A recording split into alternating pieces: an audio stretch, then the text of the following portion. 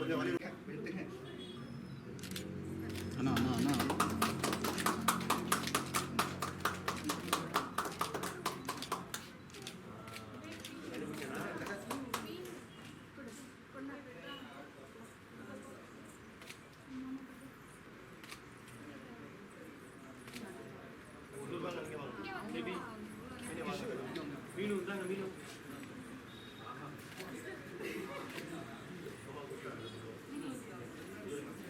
நாங்களே எங்களுக்குள்ள கொடுத்து அதான் நாங்கள்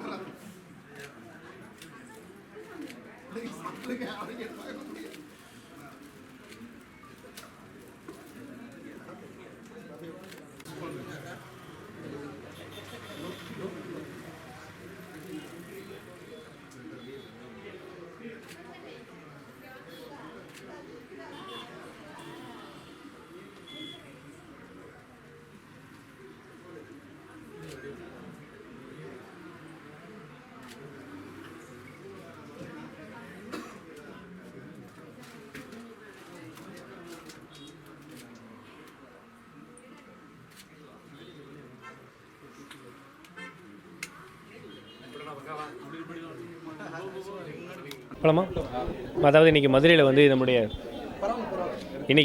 நம்மளுடைய 136வது outlet of studio 7 bridal and salon வந்து லான்ச் பண்ணாங்க. இது லான்ச்சுக்கு என்னை கூப்பிட்டது ரொம்ப ரொம்ப நன்றி.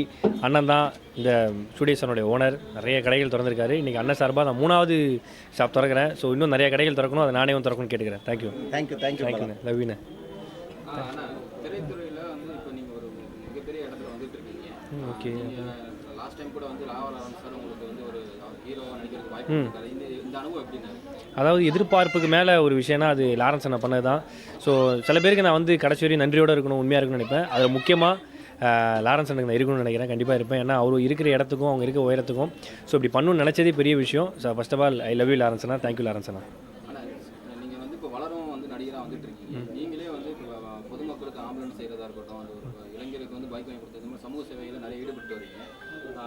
மிகப்பெரிய நடிகராக இருக்கக்கூடிய யாருமே இந்த மாதிரி ஒரு முன்னோட்டத்தை பார்க்காம இருக்காங்களே, இல்லை அவங்கள பற்றி சொல்கிற அளவுக்கு எனக்கு தகுதி இல்லை. ஆனால் என் கூட இருக்க அவர் கூட நான் இருக்க ஒரு மிகப்பெரிய நடிகர் தான் லாரன்ஸ் அண்ணன். ஸோ அவர் பயங்கரமாக நிறைய விஷயங்கள் பண்ணிட்டு இருக்காங்க. ஸோ அவங்களோட நான் சேர்ந்து இப்போ நிறைய விஷயங்கள் பண்ணுறேன். ஸோ அப்படிலாம் இல்லை இருந்துட்டேன். நம்ம யாரை பற்றி இல்லை, நம்ம வந்து நம்ம வேலையை ஒழுங்காக பார்த்தாலே போதும். யாரை பற்றி சொல்கிற அளவுக்கு எனக்கு தகுதி இல்லை, அறிவு இல்லை.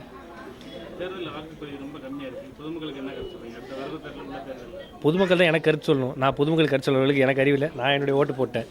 2027 விஜய் வந்து வர சட்டமன்ற தேர்தலில் நிற்பாருன்ற மாதிரி வருது. 20 வருஷத்துக்கு முன்னாடி நடித்த கில்லி படம் வந்து நேற்று வந்து ரீலான்ச் பண்ணியிருந்தாங்க. அதோட வரவேற்பு வந்து தாக்கத்தை ஏற்படுத்துமா 2026 எலெக்ஷனுக்கு? எனக்கு அந்த தாக்கத்தை ஏற்படுத்துமா? எனக்கு அரசியல் அந்தளவுக்கு தெரியாது, அந்தளவுக்கு எனக்கு சென்ஸ் இல்லை, அறிவில்லை. நேற்று கில்லி படம் பார்த்தேன், ஹவுஸ்ஃபுல்லு. நான் ஃபஸ்ட் ஷோ பார்த்தேன். வேறு மாதிரி இருந்துச்சு, வேறு லெவலில். இப்போ எப்படி ஃபஸ்ட் டே வந்து அப்போ ரிலீஸ் ஆச்சோ அதே மாதிரி தான் இப்போ இருந்துச்சு. ஒவ்வொரு சீனாக வேறு லெவலில் இருந்துச்சு. படம் தாறுமாறு. தேங்க்யூண்ணே. நன்றிண்ணே. Thank you so much.